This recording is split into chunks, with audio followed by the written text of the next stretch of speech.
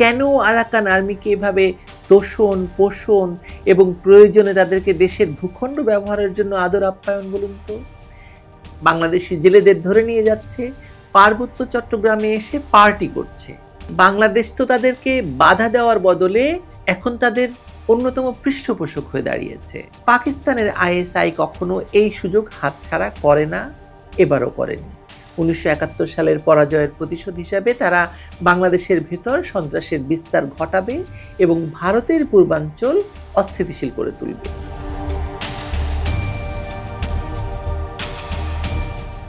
বাংলাদেশের নিরাপত্তা সংকট বিশ্বময় এখন একটি আলোচিত বিষয়। একটি যুদ্ধ যে কোনো মুহূর্তে আপনার মাথার উপর চেপে বসবে, আপনি যে কোনো সময় আক্রান্ত হবেন বা বাংলাদেশ যে কোনো সময় আক্রান্ত হবে।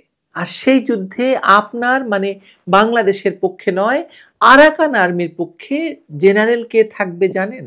আচ্ছা থাক, এখন না বলি, দেখি আপনারা বুঝতে পারেন কিনা। আস্তে আস্তে সেই জেনারেলের সঙ্গে আপনাদের পরিচয় করিয়ে দিই, চলুন। মিয়ানমারের আরাকান আর্মি এরই মধ্যে সে দেশের মূল সরকার থেকে বিচ্ছিন্ন হয়ে একটি রাজ্যকে প্রায় স্বাধীন করেই ফেলেছে। সেটা তাদের নিজস্ব ব্যাপার, তারা সেখানে শান্তিতে থাক। আরাকান আর্মি বাংলাদেশের ভেতর না ঢুকলেই হয়, তাই না? কিন্তু তা তো হচ্ছে না। আরাকান আর্মি বাংলাদেশের সীমান্তের ভেতর ঢুকে তাণ্ডব চালাচ্ছে, বাংলাদেশি জেলেদের ধরে নিয়ে যাচ্ছে, পার্বত্য চট্টগ্রামে এসে পার্টি করছে। একে আপনারা কি বলবেন, কিভাবে ব্যাখ্যা করবেন? কারণ বাংলাদেশ তো তাদেরকে বাধা দেওয়ার বদলে এখন তাদের অন্যতম পৃষ্ঠপোষক হয়ে দাঁড়িয়েছে।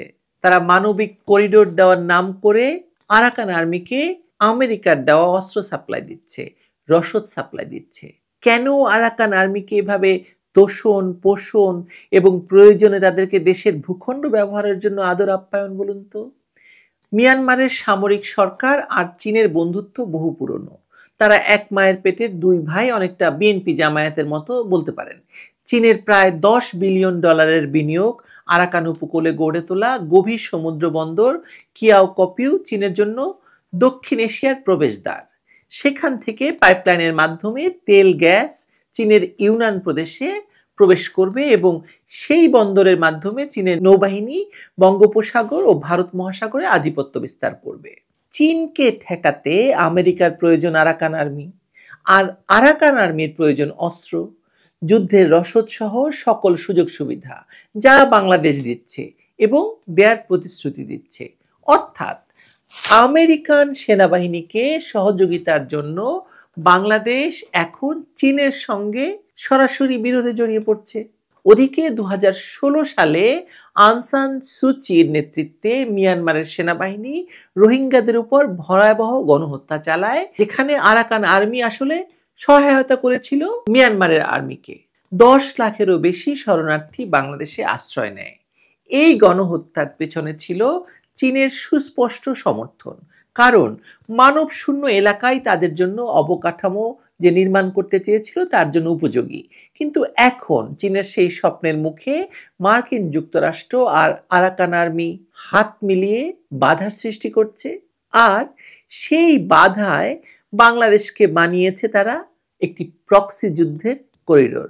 শেখ হাসিনা যখন ক্ষমতায় ছিলেন তখন তিনি অত্যন্ত দূরদর্শিতার সঙ্গে যুক্তরাষ্ট্র, চীন এবং ভারতের প্রতিযোগিতামূলক যে রাজনীতি তা সামলেছিলেন। সোনাদিয়ায় গভীর সমুদ্র বন্দরের প্রকল্প তিনি তিন পক্ষের কাউকেই দেননি, বরং জাপানের সঙ্গে চুক্তি করে বিদ্যুৎ কেন্দ্রের মাধ্যমে সমস্যার শান্তিপূর্ণ সমাধান করেছিলেন। কিন্তু আমাদের ভুলে গেলে চলবে না যে ডক্টর ইউনূসের ক্ষমতায় আসা কোনো দুর্ঘটনা নয়।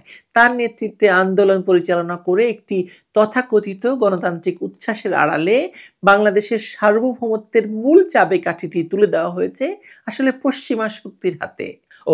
ভারত প্রসঙ্গ তো ভুলেই গিয়েছিলাম। বঙ্গোপসাগরের এই অংশে ভারতেরও বিনিয়োগ কম নয়, কিন্তু সে বিনিয়োগকে আপনি যদি ধর্তব্যে নাও আনেন, তাহলেও তার 7 সিস্টার, যার দিকে ডক্টর ইউনূস, তার উপদেষ্টা, এমনকি একটা ছিচকে লোক যাকে বিডিআর বিদ্রোহের তদন্তভার দেওয়া হয়েছে, সেই লেফটেন্যান্ট জেনারেল পর্যন্ত হুমকি দেয় 7 সিস্টার দখলের। এবং ডক্টর ইউনূসের এসব সাঙ্গপাঙ্গদের এই নজরের বিষয়টি যে এখন আর কারো কাছে লুকোনো কোনো বিষয় নয়, সেটিকে নিয়ে যে চীনও খেলবে তার প্রমাণ তো সম্প্রতি ডক্টর ইউনূসের চীন সফর থেকেও আমরা প্রমাণ পেয়েছি।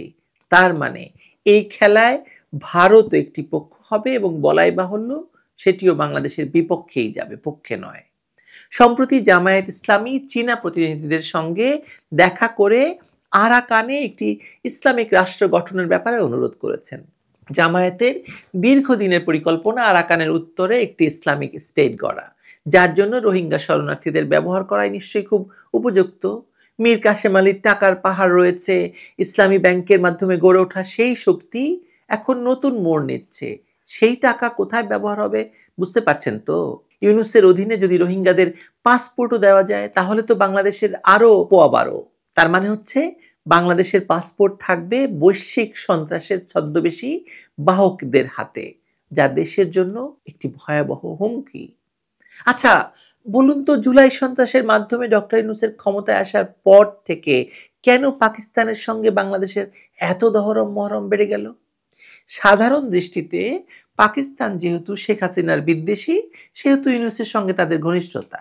কিন্তু তার চেয়েও বড় কথা হলো, বাংলাদেশে যখন আওয়ামী লীগের বাইরে কোনো শক্তি ক্ষমতায় থাকে তখনই বাংলাদেশে পাকিস্তানের আইএসআই এর ভারত বিরোধী তৎপরতা বেড়ে যায় এবং এখানে একটি নতুন ফ্রন্ট খোলে পাকিস্তান ভারতের বিরুদ্ধে যুদ্ধ করার জন্য। একে প্রক্সি যুদ্ধই বলতে পারেন। বাংলাদেশ প্রক্সি যুদ্ধে জড়িয়ে পড়ে, ফলে পাকিস্তানের আইএসআই কখনো এই সুযোগ হাতছাড়া করে না, এবারও করেনি। 1971 সালের পরাজয়ের প্রতিশোধ হিসাবে তারা বাংলাদেশের ভেতর সন্ত্রাসের বিস্তার ঘটাবে এবং ভারতের পূর্বাঞ্চল অস্থিতিশীল করে তুলবে। বাংলাদেশের ভেতর সন্ত্রাসের ঢল নামবে, তা কেবল দেশের শহরগুলো নয়, গোটা অঞ্চলকে অগ্নিগর্ভ করে তুলবে। তার মানে বাংলাদেশ আফগানিস্তানের পথেই হাঁটছে, সেই আফগানিস্তান যা একদিন সোভিয়েত ইউনিয়নের পতন ডেকে এনেছিল, কিন্তু নিজেই হয়ে গিয়েছিল মৌলবাদের আতুর ঘর নয়, মৌলবাদের একটি কোকুন। আফগানিস্তান থেকে বেরিয়ে আসা জঙ্গিরা যেমন পুরো বিশ্বে আতঙ্ক ছড়িয়েছিল, তেমনি বাংলাদেশের মাটি হয়ে উঠবে আন্তর্জাতিক সন্ত্রাসের উর্বর ভূমি। সিনেমা হল, শপিং মল, ধর্মীয় স্থাপনাগুলো রক্তাক্ত হবে। প্রতি শুক্রবারে যেমন আফগানিস্তানের কাবুলে কিংবা পাকিস্তানের যে কোনো শহরে বোমা বিস্ফোরণের ঘটনা আমরা জানতাম এবং সারা পৃথিবীর গণমাধ্যমে সেসব খবর হতো, বাংলাদেশ সেই কাতারে নাম লেখাতে যাচ্ছে এবং বাংলাদেশের নামও উচ্চারিত হবে সন্ত্রাসের রাজধানী হিসাবে। ইউনূস সরকারের সামরিক প্রশিক্ষণ পরিকল্পনা এই সংকটকে আরো গভীর করবে। শিবির এবং হিজবুত তাহরিরের মতো চরমপন্থী গোষ্ঠীগুলো বাধ্যতামূলকভাবে সামরিক প্রশিক্ষণের সুযোগ নিয়ে জিহাদি ক্যাডার তৈরি করতে উৎসাহিত হবে। এতদিনে শুরু হয়েছে কিনা সেটা আমি নিশ্চিত করে বলতে পারবো না, কিন্তু লক্ষণ তাই বলে। সেই প্রশিক্ষিত বাহিনী একদিন শুধু দেশের ভেতর নয়, বহির্বিশ্বেও ভয়াবহ সন্ত্রাসী নেটওয়ার্ক গড়ে তুলবে।